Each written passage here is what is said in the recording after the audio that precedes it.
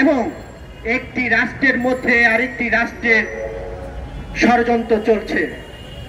যেই দেশ বাংলাদেশের মানুষকে গত 17 বছরের ষড়যন্ত্রের মধ্য দিয়ে গণতন্ত্র এবং ভোটের অধিকার গলা টিপে হত্যা করেছে, সেই দেশ নতুন করে আবার ষড়যন্ত্র করার চেষ্টা করছে। আমরা ভেবেছিলাম 5ই আগস্টের পরে আর রাজপথে কথা বলবো না, আর মিছিল মিটিং করতে হবে না, মানুষের অধিকারের জন্য রাজপথে আসতে হবে না। কিন্তু আমরা গত 17 বছরে যারা ঐক্যবদ্ধ আন্দোলন সংগ্রাম করেছিলাম তাদের মধ্যে এখন অনৈক্যের সুর শোনা যাচ্ছে। যেই সুরের বাঁশি বাংলাদেশের গণতন্ত্র এবং ভোটের অধিকারকে আবার প্রশ্নবিদ্ধ এবং কালক্ষেপণ করার চেষ্টা করছে। যেই সুরের বাঁশিতে বাংলাদেশের মানুষ বিভ্রান্ত হচ্ছে, যারা বলার চেষ্টা করছেন পেয়ার পদ্ধতি নির্বাচনের কথা, যেই পেয়ার পদ্ধতি একটি ইহুদি রাষ্ট্রের ফর্মুলা। আমি তাদেরকে বলতে চাই, আপনারা যখন ইসলামিক রাজনৈতিক দল বলে দাবি করেন, তাহলে আপনারা কেন ইহুদি মতবাদকে বাংলাদেশের মানুষের ঘাড়ে চাপিয়ে দেওয়ার চেষ্টা করছেন? বাংলাদেশের 95% মানুষের উপরে ইসলাম ধর্মের মানুষ, তারা কখনো ইহুদি মতবাদকে পছন্দ করে না। আমরা ওই ইসলামিক যে রাজনৈতিক দল তাদের কাছে প্রশ্ন করতে চাই, আপনারা ইহুদি মতবাদ মানবেন নাকি রাসূল সাল্লাল্লাহু আলাইহি ওয়াসাল্লামের মতবাদ মানবেন? রাষ্ট্রীয় ক্ষমতায় যাওয়ার জন্য পশ্চিমাদের সাথে আঘাত করে সেই ইহুদি মতবাদকে বাংলাদেশের মানুষকে এর উপরে চাপিয়ে দেওয়া যাবে না। বাংলাদেশের মানুষ এই চাপিয়ে দেওয়া মতবাদকে বিশ্বাস করে না। সেই ইহুদি মতবাদ ইসরায়েলের রাষ্ট্রনায়ক নেতানিয়াহু, আপনারা দেখেছেন বিশ্বের বিবেকবান মানুষগুলো যখন ইরান নিয়ে গাজার অভিমুখে যাচ্ছিল, শিশুদের খাবার দেওয়ার জন্য, নারীদের খাবার দেওয়ার জন্য তারা কোনো যুদ্ধক্ষেত্র রণক্ষেত্র তৈরি করতে গিয়েছিল না। তারা গিয়েছিল ওখানে সেই খাবার নিয়ে, সেই খাবার দিতে দেয়নি।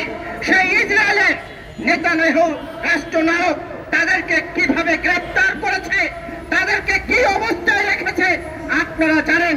বাংলাদেশের পক্ষ থেকে একজন সাংবাদিক শহীদুল ইসলাম ভাই, তিনি গত 17 বছরে তিনি প্রতিবাদ করেছে বাংলাদেশের মানুষ এবং বাংলাদেশের মানচিত্রকে আজকে বিশ্বর দরবারে বিবেকবান বলে পরিচিত করেছে, যে বাংলাদেশের মানুষও বিবেকবান, বাংলাদেশের মানুষও মানবাধিকার নিয়ে কাজ করে। সেই শহীদুল ইসলাম ভাইও এখন অসুস্থ, আমরা তার জন্য দোয়া করি। আমি বলতে চাই যে ইসলামিক রাজনৈতিক দল, যে ইহুদি রাষ্ট্রনায়ক নেতানিয়াহুর যে পদ্ধতি, সেই পদ্ধতি বাংলাদেশের মানুষকে যদি চাপিয়ে দিতে চান, সেই পদ্ধতি কিভাবে রুখে দিতে হয়, বাংলাদেশের মানুষ রাজনৈতিকভাবে গণতান্ত্রিকভাবে সেই পদ্ধতিকে ইতিমধ্যে উড়িয়ে দিয়েছে, সামাজিকভাবে, রাজনৈতিকভাবে এবং সকল পর্যায়ে। আজকে এখানে যারা আছেন, আমি আমার কথা শেষ করতে চাই, আমাদেরকে খুব সতর্ক থাকতে হবে।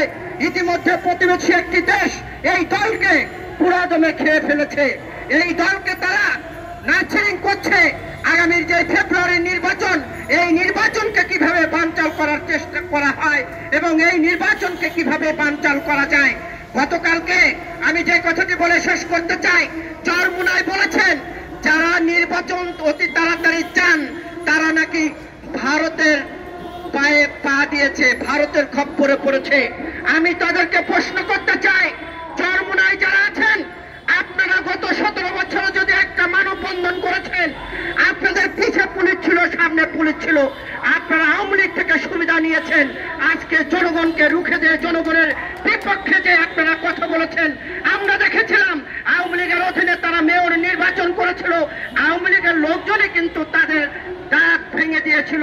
কাজেই যারা এই ধরনের কথাবার্তা বলবে, যারা গণবিরোধী কথাবার্তা বলবে, যারা নির্বাচনকে ভয় পায়, যারা ভারত এবং আওয়ামী লীগ থেকে সুবিধা নিয়ে নতুন ষড়যন্ত্রে মেতে উঠেছে, তাদেরকেও আমাদের রাজনীতিকভাবে মোকাবেলা করতে হবে।